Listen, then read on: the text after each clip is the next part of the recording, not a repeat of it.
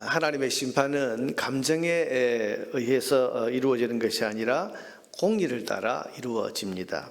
공의를 따라 이루어진다 이 말은 하나님이 심판하실 때에는 그 심판당하는 곳이나 사람의 죄가 극심해서 도저히 심판하지 아니하시면 이 세상에 하나님이 안 계신다, 또 정의가 없다, 그렇게 생각할 수밖에 없는 그런 상태라는 뜻입니다. 그 정도 되니까 하나님이 심판을 하시는 겁니다. 하나님께서 지금 이 니느웨를 심판하시는 것은 북이스라엘을 멸망시킨 것에 대한 복수도 아니고 감정 때문도 아니고 니느웨에 가득한 죄악 때문입니다. 그래서 심판하시는 겁니다. 오늘 본문은 그 죄악상을 설명해 주는 본문입니다. 여러분 1절을 보세요. 좌 있을진저 피의 성이여 그 안에는 거짓이 가득하고 포악이 가득하며 탈취가 떠나지 아니하는도다. 니느웨 성이 심판을 당하는 것은 그 성 안에 거짓, 포악, 탈취가 끊이지 않는 죄악 때문이라는 말입니다. 얼마나 무고한 피를 또 억울한 일을 많이 일으켰는지 피의 성이다, 그렇게 별명을 부르고 있을 정도로 이 니느웨 성이 지금 거짓과 포악과 또한 탈취, 남의 것을 강제로 빼앗은 이런 것이 끊이지 않는다, 가득 찼다. 그래서 하나님이 심판하시는 겁니다. 2절과 3절은 중의적인 표현인데 이것은 니느웨가 다른 나라들을 이렇게 짓밟고 침략했다, 또 그런 뜻이기도 하고 동시에 바로 그런 똑같은 방법으로 니느웨 성이 침략을 당하고 심판을 받는 모습을 표현해 주기도 합니다. 그래서 휙휙하는 채찍 소리, 윙윙하는 병거 바퀴 소리, 뛰는 말, 달리는 병거, 지금 이게 굉장히 문학적으로 보면 이런 표현들을 연속해서 이렇게 반복하면서 마치 이 장면을 눈으로 보는 것처럼 이렇게 하고 있는데 이게 다 뭡니까? 군대가 가서 지금 막 짓밟고 또 거기에 온 도시를 어지럽히는 학살하는 그런 장면을 지금 시각적으로 표현하고 있는데 이게 니느웨의 죄악을 가리키는 것이기도 합니다. 그래서 아수르가 다른 나라들을 이렇게 짓밟았다, 동시에 니느웨 성이 심판당할 때 모습이 꼭 이러하다, 똑같은 방법으로 너희가 당한다, 그런 표현을 지금 이렇게 하고 있기도 합니다. 여러분 4절에서는 니느웨가 심판받는 또 하나의 이유를 말씀하고 있는데 그것은 마술에 능한 미모의 음녀가 행한 음행 때문이다, 그렇게 말했습니다. 이는 마술에 능숙한 미모의 음녀가 많은 음행을 함이라. 여기 음행이라고 하는 것도 중의적인 표현인데 이것은 니느웨가 성적으로 문란하고 타락한 도시라는 그런 의미도 있고 그래서 심판했다, 성적인 문란, 타락, 그래서 하나님 심판했다, 그런 의미도 있고 그 뒤에 보니까 그의 음행으로 여러 나라를 미혹하고 그의 마술로 여러 족속을 미혹했다, 이 표현을 보면 이것은 니느웨가 섬기던 우상숭배를 음행이라고 이렇게 표현한 의미이기도 합니다. 말하자면 두 가지, 타락한 성문화 그리고 음란한 우상숭배, 이것이 니느웨가 심판당하는 이유이기도 하고 또 니느웨가 이것을 자기들만 그런 것이 아니라 주변에 여러 나라들에 퍼뜨렸다는 거예요. 그럼 아수르가 실제로 세계를 정복하고 그 주변 지역을 전부 짓밟으면서 아수르의 그 타락한 성적인 문화와 또 아수르가 섬기던 그 달의 신, 그 여신을 온 사방에 우상숭배로 퍼뜨렸다, 그런 말입니다. 그래서 하나님께서 심판하신다. 그래서 정리해보면 거짓과 포악과 남의 것을 탈취하는 그런 죄, 그리고 우상숭배와 성적인 타락, 이게 지금 이 니느웨가 심판당하는 이유다고 그렇게 우리에게 말씀해 주고 있습니다. 5절 이하에서는 그 죄에 대한 하나님의 심판이 얼마나 무섭게 임할 것인지를 말씀하시는 내용입니다. 보라, 내가 네게 말하노니 만군의 여호와의 말씀에 네 치마를 걷어 올려 얼굴에 이르게 하고 벌거벗은 것을 나라들에게 보이며 내 부끄러운 것을 문 민족에게 보일 것이고 내가 또 가정하고 들어온 것들을 네 위에 던져 능욕하여 너를 구경거리가 되게 하겠다. 그러면서 7절에 그때 너를 보는 자가 다 네게서 도망하여 이르기를 니느웨가 황폐하여도다, 니느웨가 망했다, 그러면서 모두가 다 도망가 버리는 거예요.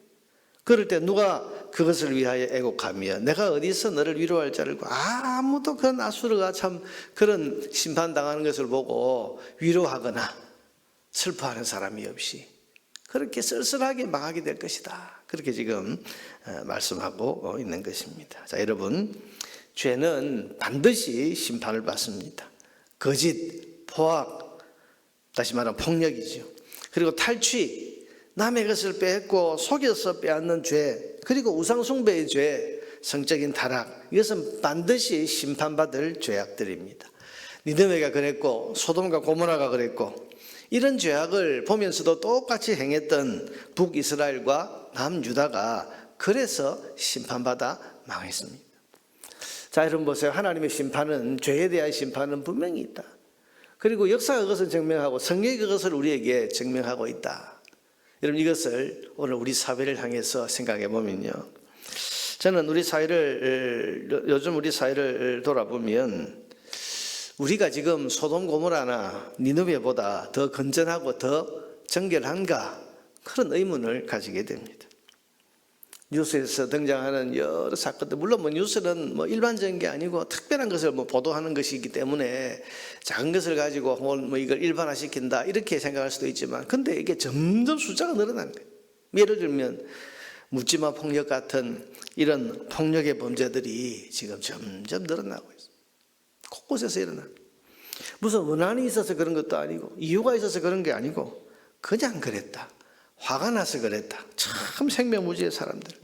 때리고 싶어서 그냥 그랬다.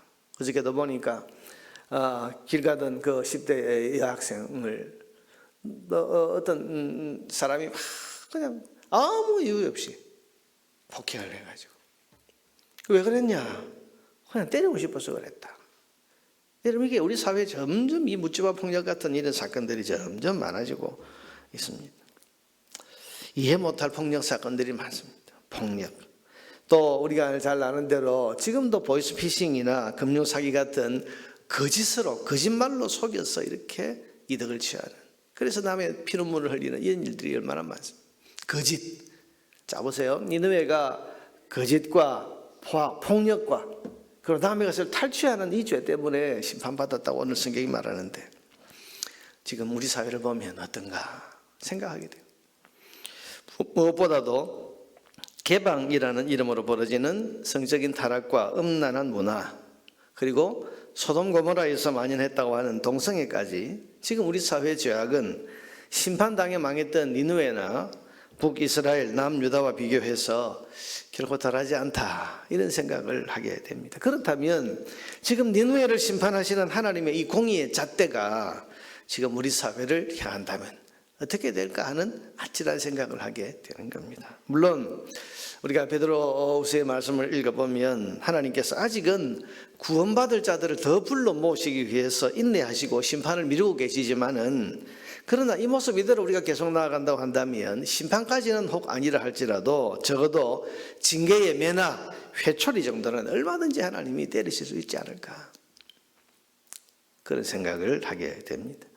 여러분, 사회를 바라보고 기도하고 성경을 보면서 기도하는 사람들, 그리고 하나님의 말씀을 가지고 세상을 바라보는 사람들은요, 오늘 우리 지금 이 사회가 얼마나 지금 하나님 앞에 범죄하고 하나님의 진노를 점점 쌓아가고 있고, 하나님 미워하시는 것이 문화라는 이름으로, 유행이라는 이름으로 지금 얼마나 많이 퍼져가고 있는가, 이걸 보면 마음에 불안함과 두려움을 가질 수밖에 없는 것. 그런 점에서 오늘 우리 그리스도인은 적어도 세 가지를 꼭 해야 한다고 생각합니다. 하나는 타락한 이 사회를 위해 하나님의 긍휼을 구하는 것입니다. 하나님, 죄악이 가득한 이 사회지만 불쌍히 여겨주셔서 심판과 징계의 매를 늦추어 주십시오. 우리에게 회개할 시간, 회개할 기회, 하나님의 매를 맞기 전에 우리가 회개할 기회를 하나님 주십시오라고 우리가 이 사회를 긍휼히 여기면서 하나님 앞에 하나님의 긍휼을 구하는 기도를 우리가 드려야 할 것입니다. 둘째는 이 사회를 향해서 진리와 거룩을 외치는, 선포하는 선지자적 사명을 교회나 성도는 따해야 합니다. 그래서 여러분, 세상을 향해서 거짓 대신 정직이 살 길이다, 포악이 아니라 사랑과 섬김이 정말 잘 사는 길이다, 음란 대신 성결한 것이 행복의 길이다, 우상이 아니라 살아계신 하나님을 섬기는 것이 참 진리이라는 것을 외치고 선포할 수 있어야 됩니다. 우리가 외치고 선포한다고 그거 뭐 듣겠나? 소용이 있겠나? 아니요. 여러분, 우리가 이 나홈서 100년 전에 요나의 메시지를 듣고 그 사흘 길을 다녀야 되는 그 니느웨 성을 하루만 다니면서 전했는데도 불구하고 그 메시지를 듣고 회개의 역사가 나타났다면 오늘 교회와 성도가 외치는 소리를 듣고 여러분 이 땅에 회개하는 역사가 나타날 수도 있지 않겠습니까? 그러니 우리는 하나님의 진리의 말씀을 세상과 사회를 향해서 외치는 선지자적 사명을 다해야 됩니다. 셋째로, 세상을 향해 외치는 진리의 말씀대로 교회와 성도가 먼저 살아가는 삶을 힘써 살아야 합니다. 여러분 보세요. 외치기만 하고 나는 그렇게 살지 않는다면 이 사회가 어떻게 되겠습니까? 소돔 고모라를 멸하실 때 하나님 뭐라고 하셨습니까? 아브라함에게 의인 10명만 있어도 내 이 소돔성을 심판하지 않겠다. 이 말씀의 의미가 뭐라고 생각하십니까? 적어도 정말 의롭게 하나님 앞에서 말씀대로 진리대로 살아가는 의인 10명만 있다면 그 10명의 영향력이 그 사회를 소생시킬 가능성이 있다고 하나님 보시는 겁니다.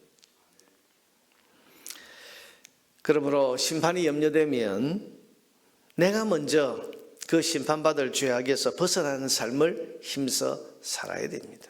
이것이 하나님의 심판을 믿는 성도가 제일 먼저 해야 할 책임이라고 생각을 합니다. 자, 여러분, 그래서 우리가 하나님 앞에 먼저 기도하고 하나님 우리를 긍휼히 여겨 주십시오. 불쌍히 여겨 주십시오. 소돔 고모라의 심판을 기도로 막았었던 아브라함처럼 이 사회를 붙들고 우리가 기도해야 되고, 두 번째는 진리를 선포하고 바른 것을 자꾸 우리 교회는 외쳐야 돼요. 잘못은 잘못이라고 외치고 회개할 것은 회개할 것이라고 외치고, 그래서 아까 말씀드린 것처럼 거짓 대신 정직한 것이 사는 길이고 포악 대신에 사랑과 섬김이 정말 우리를 행복하게 하는 길이다. 음란한 삶 대신 성결하게 사는 것이 정말 행복의 길이다. 교회가 외쳐야 돼요. 뿐만 아니라 외치는 그 말씀대로 내가 거짓에서 벗어나고 포악에서 벗어나고 내가 남의 것을 빼앗는 또 가로채려고 하는 이런 이기적인 마음에서 벗어나는 삶을 힘써 살아야 되고, 정결하고 또 하나님만 섬기는 우상숭배에 물들지 아니하고 음행을 멀리하는 이런 삶을 내가 먼저 살아야, 그래야 거룩한 영향력이 이 사회를 향해서 미쳐 나갈 것입니다. 그런 점에서 교회가 소망이라고, 교회가 희망이라고 말하는 이유가 여기에 있는 겁니다. 여러분, 교회가 희망이라고 말하는 것은 교회가 교회다울 때, 성도가 성도다울 때 교회가 이 사회의 희망이다, 그렇게 말하는 것이기 때문에 우리 교회와 성도가 먼저 그렇게 사는데 힘을 써야 할 것입니다. 오늘 아침에 죄 많은 우리 사회를 위해서 기도하는 저와 여러분 되기를 바랍니다.